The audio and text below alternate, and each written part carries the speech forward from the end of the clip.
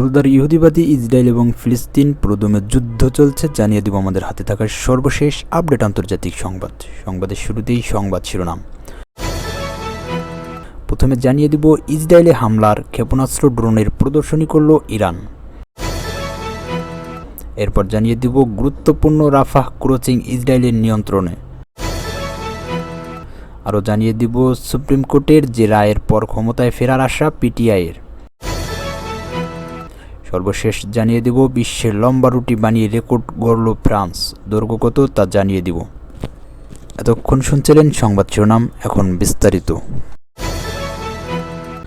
গত 14 এপ্রিল প্রথমবারের মতো ইসরায়েলের ভূখণ্ডে সরাসরি হামলা চালায় ইরান। ওই হামলায় ব্যবহৃত ড্রোন ও ক্ষেপণাস্ত্র নিয়ে সম্প্রতি এক প্রদর্শনীর আয়োজন করেছে দেশটি। তেহরানের পশ্চিমাঞ্চলের রেভলিউশনারি গার্ডের বিমান বাহিনীর স্থায়ী ওই প্রদর্শনীতে কয়েক ডজন দূরপাল্লার ও মাঝারি পাল্লার ব্যালিস্টিক ক্ষেপণাস্ত্রের পাশাপাশি ক্রুজ ক্ষেপণাস্ত্র ও ড্রোন দেখানো হয়। এই প্রদর্শনীর লক্ষ্য যেন ইরানের ড্রোন এবং ক্ষেপণাস্ত্র কর্মসূচির উন্নয়ন ও অগ্রগতি দেখানো। সেই প্রদর্শনীতে লেজার রশ্মি, লেজার পয়েন্টার ব্যবহার করে অস্ত্রগুলো দেখাচ্ছিলেন ইরানের ইসলামিক রেভলিউশনারি গার্ডস কোরের ব্রিগেডিয়ার জেনারেল আলী বেলালি। এ সময় বেলালিকে বেশ উচ্ছ্বাসিত দেখাচ্ছিল। হামলার বিষয়ে তিনি বলেন, এটি শাস্তিমূলক পদক্ষেপ ছিল। ইরানের প্রদর্শনটি ছিল বিমান ও আকাশপথে তেহরানের সক্ষমতা দেখানোর আয়োজন। গত মাসে ইসরায়েলে হামলা করার সময় ব্যবহৃত অস্ত্রও সেখানে প্রদর্শন করা হয়। সিএনএনকে এই প্রদর্শনী দেখার বিরল অনুমতি দেওয়া হয়। ইরান মার্কিন গণমাধ্যমকে এমন অনুমতি কখনো দেয় না।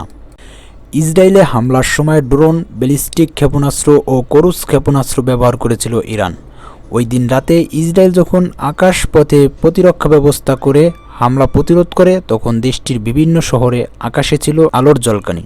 হামলা প্রতিরোধে ইসরায়েলের বিমান বাহিনীর সঙ্গে যোগ দেয় যুক্তরাজ্য, ফ্রান্স ও জর্ডান।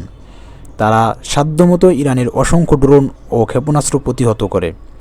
ইসরায়েলি সেনাবাহিনীর দাবি, ইরানের 99% ড্রোন ও ক্ষেপণাস্ত্র মিত্রদের সহায়তা প্রতিহত করা হয়েছে। অল্প কিছু ব্যালিস্টিক ক্ষেপণাস্ত্র ইসরায়েলে পৌঁছায়। তবে ইরানের দাবি, তারা ইসরায়েলের অন্তত 2টি স্থানে আঘাত হানতে সক্ষম হয়। এর মধ্যে নেগেভ মরুভূমি, নেভাতিম বিমান ঘাঁটি রয়েছে। 1988 সালে শেষ হওয়া 8 বছরব্যাপী ইরান-ইরাক যুদ্ধ ক্ষেপণাস্ত্র কমান্ডার ছিলেন ব্রিগেডিয়ার বেলালি। সিএনএনকে তিনি বলেন, এখন আমাদের ড্রোন ও ক্ষেপণাস্ত্র বিশ্বশক্তি এবং ক্ষমতা প্রয়োগের ক্ষেত্রে গুরুত্বপূর্ণ বিষয় হয়ে উঠেছে। ইসরায়েলের বিরুদ্ধে হামলার সময় বিপুল পরিমাণে ড্রোন ও ক্ষেপণাস্ত্রের ব্যবহার ইরানের একটি বড় সাফল্য।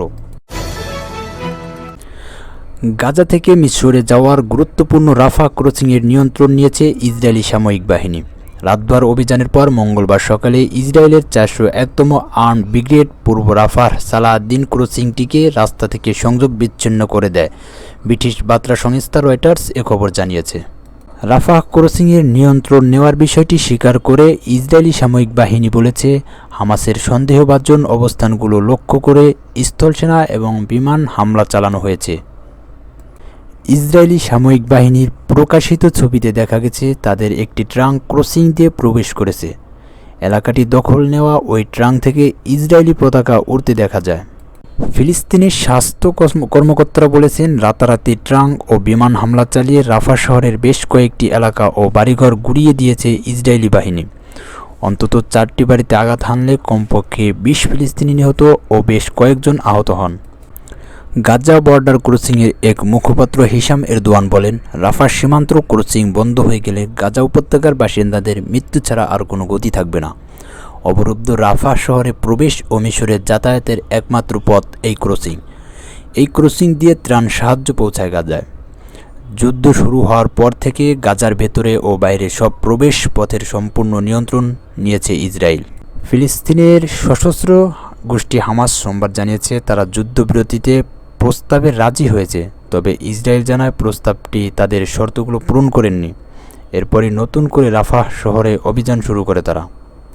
রাফাহ শহরে হামলা না চালাতে যুক্তরাষ্ট্রসহ পশ্চিমাদের আহ্বান উপেক্ষা করেই সেখানে অভিযান চালানোর অনুমতি দিয়েছেন প্রধানমন্ত্রী বেনিয়ামিন নেতানিয়াহু। গাজা উপত্যকার অন্তত 10 লাখ শরণার্থী সেখানে আশ্রয় নিয়েছেন। অবশ্য সোমবার রাফাহ শহরের কিছু এলাকা থেকে বাসিন্দাদের সরিয়ে দেওয়া হয়। গত ৭ অক্টোবর থেকে গাজায় ইসরায়েলি হামলায় এখন পর্যন্ত ৩৪,৭৩৫ ফিলিস্তিনি নিহত হয়েছেন, আহত কমপক্ষে ৭৮,১০৮ জন। আর হামাসের হামলায় ১,১৩৯ সুন্নি ইত্তেহাদ কাউন্সিলের দায়ের করা আবেদনের ভিত্তিতে অন্যান্য দলকে সংরক্ষিত আসন দেওয়ার পেশোয়ার হাইকোর্টের পিএইচসি সিদ্ধান্ত স্থগিত করেছে পাকিস্তানের সুপ্রিম কোর্ট। সোমবার সুপ্রিম কোর্টের ৩ সদস্যর বেঞ্চে সুন্নি ইত্তেহাদ কাউন্সিলের সংরক্ষিত আসন সংক্রান্ত আবেদনগুলো শুনানি হয়।